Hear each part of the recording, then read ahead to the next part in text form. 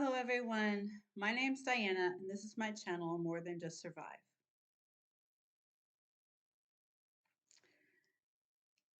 So, on my channel, I talk about my journey to overcome the pain, grief, loss, and trauma in my life. So, for those of you who don't know me, I might look like everything's wonderful, but I am a survivor of childhood sexual abuse, rape, domestic violence from my first husband, infant death. I had a child who was stillborn, multiple miscarriages, and just last year on March 12th, 2022, my 18-year-old daughter was kidnapped, sexually brutalized, and her life was taken. She was buried naked in an unmarked grave, and the monster burned her clothes after he had tortured her and killed her. So I have a lot in my life to overcome. So this channel has been a place where I'm trying to possibly help other people who are struggling with some of the same issues or even all of the same issues that I am. And I haven't put a video out here for quite a while because, to be honest, I felt like a fraud because I am struggling. I have been struggling for weeks.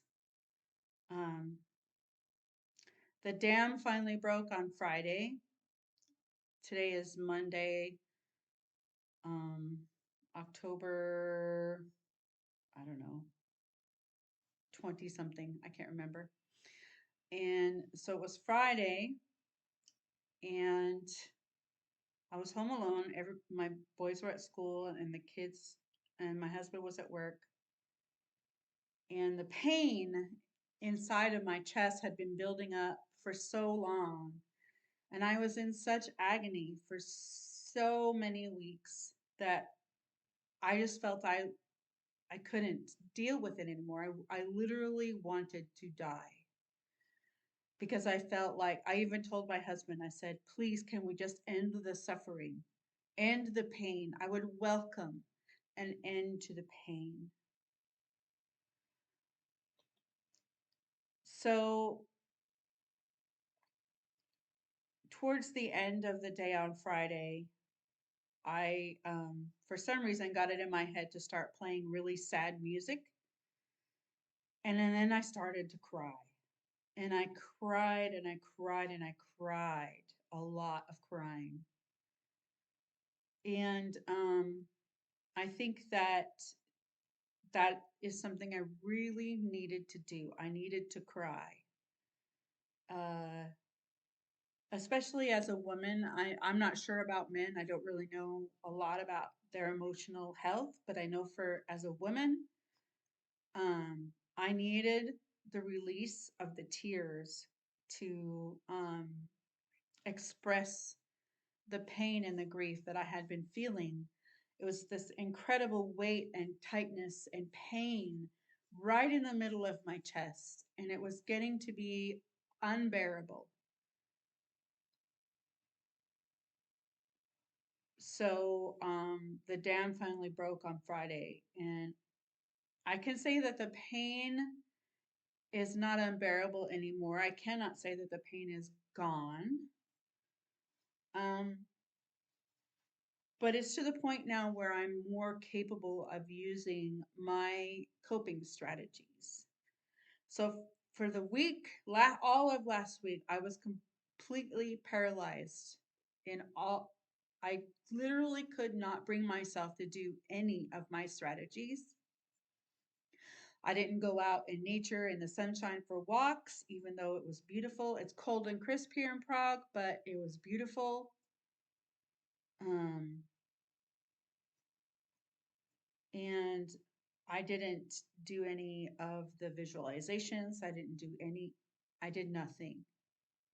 And looking back now, I realize it's because I was paralyzed with pain. The pain was so intense that um, I couldn't bring myself to do anything to help myself. And I think about it, and I think partly it's because I liked wallowing in the pain. Um, and I think it's because I think that the murder of your 18-year-old daughter should hurt. It should hurt, and it should hurt a lot. And perhaps I'm I was punishing myself for doing so much better the last few months, where even everybody was remarking on how well I seemed to be coping. And I started to have these intense feelings of guilt and doubt that I wasn't feeling sad enough. I wasn't feeling enough grief. I wasn't feeling enough pain for the loss of my beautiful Naomi. And so I started to just let it build up and stopped completely using my coping strategies that were letting me get through every day without the pain building up. So I let the pain build up day to day to the point where it got so bad I wanted to die. I felt like death would be a release from the agony. And I just wanted to get away from it.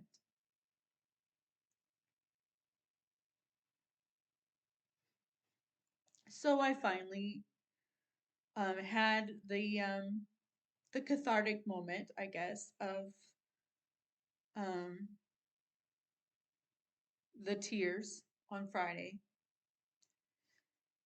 And the thing is I still feel the same way about myself, that I'm doing too well. My life is going too well for someone whose daughter was just murdered just over a year ago.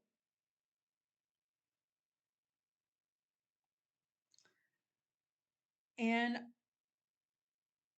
I think about it and I think that it's mostly an outward appearance that I put up in front of other people. Um, just like I can pretend to be an extrovert for periods of time when I'm in a group of people and having fun, I can also pretend to not be the mom of the murdered girl for a short period of time. But I can't keep it up for very long.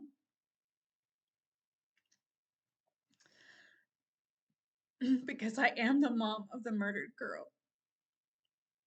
And the pain is very real. And it's still incredibly raw.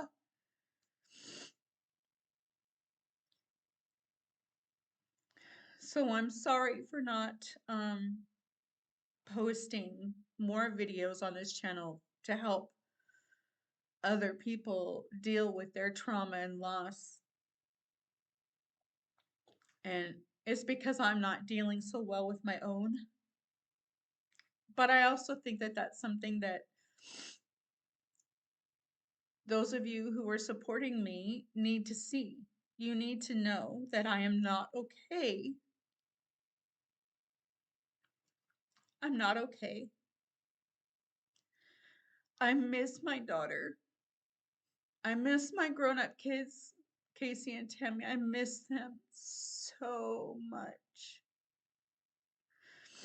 When I saw them this last summer in Texas, it was and in Nevada, it was such a comfort to my heart to get to spend time with them.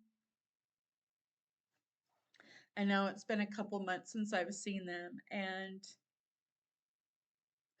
for some reason in my heart, the pain of missing them has blended with the pain of missing Naomi and the grief and loss that I'm feeling for her. And it's all becoming this giant black hole in my life. And I know you're thinking, but you have those three beautiful boys. One child can never replace another child. When we have more children, our love doesn't get divided between the children. It multiplies. Your love multiplies. It doesn't divide. So the love and attachment and everything that I have for my three older children is still just as powerful. And even though I still have the three younger children here at home with me, and they're wonderful. I mean, I love playing with them and spending time with them. They're so sweet. And, you know, they're children, they're doing their best. And we talk about things all the time. And I'm trying my best to be a good mom to them. That's one of the things that keeps me getting up every day. It helps me to wake up every day knowing I have those three kids looking to me to be their mama. It does help, but it doesn't lessen the pain. So, for those of you that are asking me if I'm okay, the answer is no, I'm not okay. I want my daughter back. Sometimes I can pretend that she's just gone off to school and is too busy to call me. But then I stop pretending because I get a reality check of some kind, you know, and the pain will rush back in. So I try to stay busy. I'm busy taking care of my other YouTube channel, uh, where I do sewing and things, and I'm busy taking care of my family, and I have this big house that I have to take care of on my own. So I am very busy, and that's good. But I feel like I'm just going through the motions of life, and everything makes me feel guilty. Guilty that she's not here. Guilty that she'll never play another song. She'll never get to dance again. She'll never get to get married. She'll never be able to have her own baby.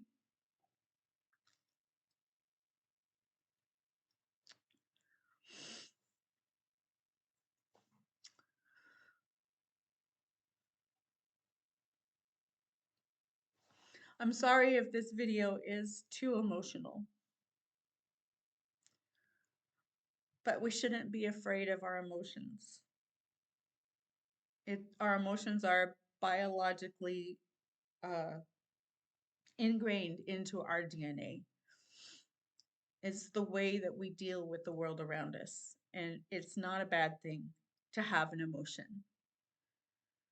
It's a bad thing to squish it down and deny it. So, what I want to leave you with today is it's okay to cry.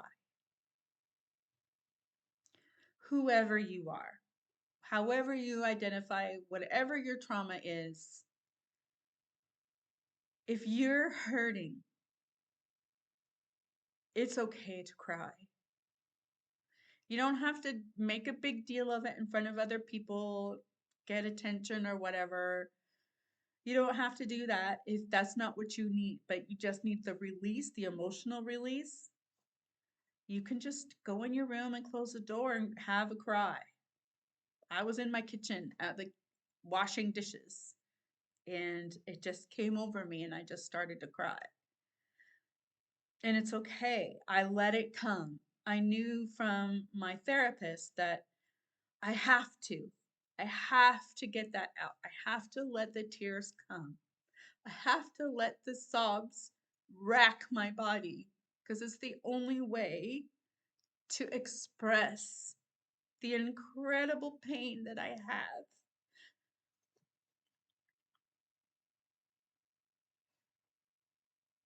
So please, don't be afraid to cry. Let it out. Let the tears fall. Every single one will be caught by God, and He will take you in His loving arms and hold you tight one day and comfort you. And I look forward to that day.